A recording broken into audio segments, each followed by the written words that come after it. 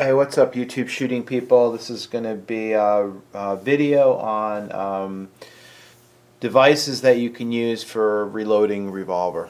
So speed loaders is what you normally think of them as. There's a few different flavors. We'll go through that and I'll give you my thoughts on them. I think they're all good. They all serve a purpose. I think ultimately you're going to have to figure out what your purpose is and what you like the best. So, but these are just some options that are out there that you might not be aware of. Maybe you are. There's a few different versions of speed loaders. This is a classic kind of version here, and I'll give you some close-ups. But this is an HKS speed loader. Okay, you'll notice it's nice. It's pretty compact. Low profile. Okay. It's not particularly speedy, but it's certainly faster than using a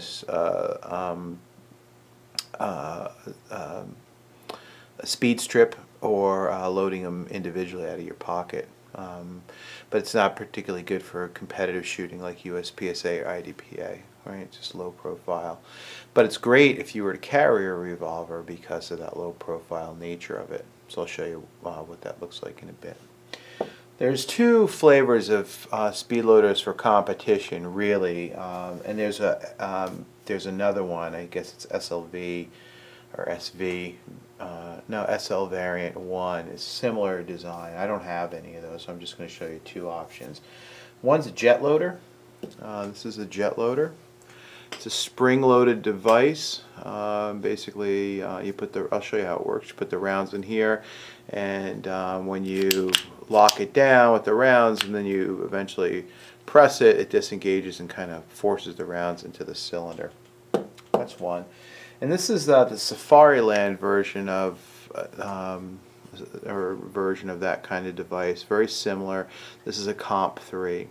The main differences you can see are that one has a shrouded spring on it and the other does not. But they're very, very similar. This is kind of what you like and what you find to be suitable for you, really. I have some dummy rounds here. These are 38 specials. There's no powder in them, but they are to length. They're crimped and all that good stuff. There's just no primer or powder in them, so I use them as a dummy load rather than snap caps because they're actually, the weight of a real round. That makes a difference. You can tell right away if you look at these speed loaders, this is going to have an advantage for carry because it's just lower profile. You can stick this in your pocket. The way this works is you put your rounds in it. So go ahead and zoom in here. We'll put our rounds in here, just as simple as can be. And you can have 6 in the gun, 6 at the ready in your pocket, or a few more. You could even have a holder for these that goes on your belt. And you just turn this knob counterclockwise and it'll lock them in place, and there you go. Pretty low profile device. Alright, the way this works is as follows. So we take the revolver, okay, we're going to have to dump our rounds, right, and then all you're going to do is insert this device in with the bullets in the cylinder. Turn that handle clockwise and use gravity as your friend. Point it down, and there you're loaded up. Right? You can index the cylinder, and then bang, bang, bang. Okay? As simple as that. The jet loaders work a little bit differently. Okay, and you can see the profile is going to be drastically different. But let's load up a jet loader, and I'll show you how this thing works. Again, put your rounds in here. It's pretty simple. And what you're going to do then is press them against the palm of your hand or against a firm surface, and you're going to push down the knob and turn it clockwise, and there they are locked in. Now I want to show you really fast what this looks like in profile compared to the HKS that I think is better for carry. Because it's smaller, even though it's a little bit slower. I don't think the difference in speed is relevant for self-defense. Much different, right? First of all, there's less of the bullets exposed, you can see, right? and there's probably, I don't know, a good almost an inch or so shorter. So it's just easier to conceal, right? You get me. All right, the way this little baby works is you take your revolver, your bang, bang, you get rid of your empties. Now you have, again, I'm not making gravity my friend here. This ideally you want it rotated all the way around, right? But what you're going to do for the sake of YouTube is take this, put the rounds, put it like so. This is what this will look like.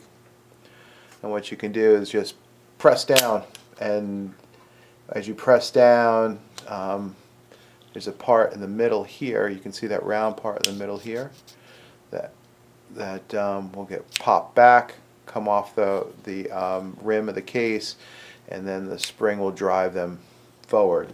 And there they are in your cylinder, and you're good to go, fast. These are quick. They're a standard kind of thing in competition. The Comp 3s are very similar. The difference is the shrouded spring. So, and you can overall size. The Comp 3 is slightly bigger than the Jetloader.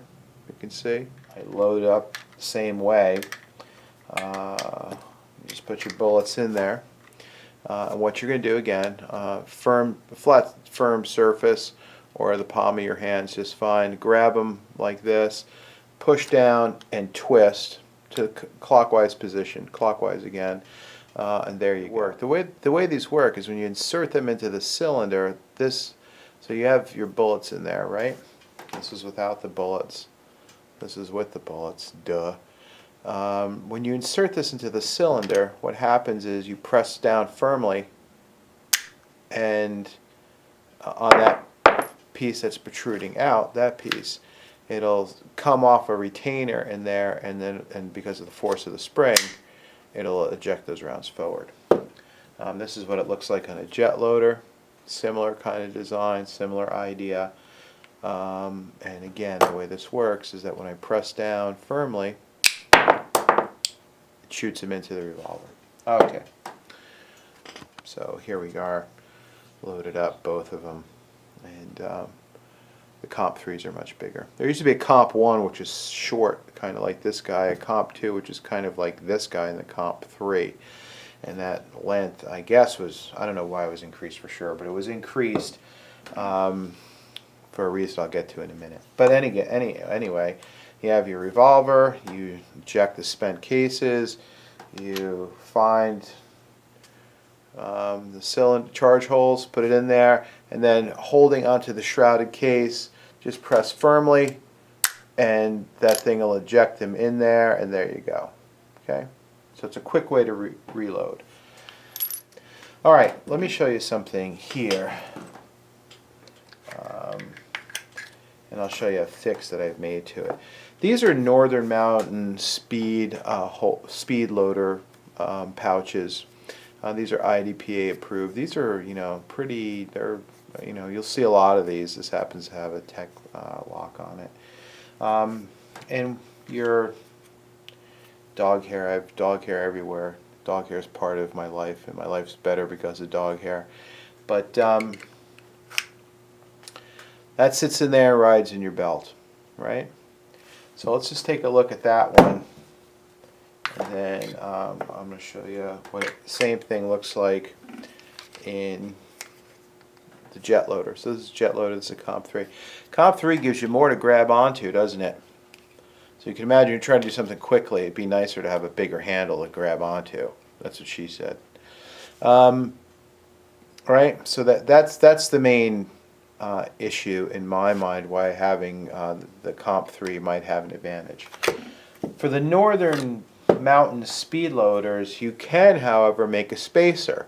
This is just a piece of closet pole. The width of it doesn't matter, but it's just a standard closet pole that I cut down with a chop saw, and it fits. It just happens to fit perfectly in the bottom of that Speedloader pouch. This is without, this is with, right? Right, so you can grab, remember you're supposed to grab onto that shrouded part and push down firmly into the cylinder. So now I can grab that readily, and this is not going to come out, right? So this is firmly in place, but it's been raised up, right? Compared to this one where it's less. It's even more dramatic when you look at in the case of a Jetloader, you have a big difference, right? So now I can grab the knob. Remember, on the Jetloader, you grab actually the knob, okay, and you force it down, okay. That's a really cheap modification you can make. I mean, you can also take a piece of foam, rubber, or something like that, and cut it out as well. The nice thing on these is that they have a drain hole in the bottom. I assume it's a drain hole where you can just pop that thing in and out, and it doesn't need to be fixed. And you can see that this thing isn't really coming out. I guess I could, you know, really shake it out if I wanted to, but it's not like you're going to lose your magazines as you're running a course of fire. That's all I got for you.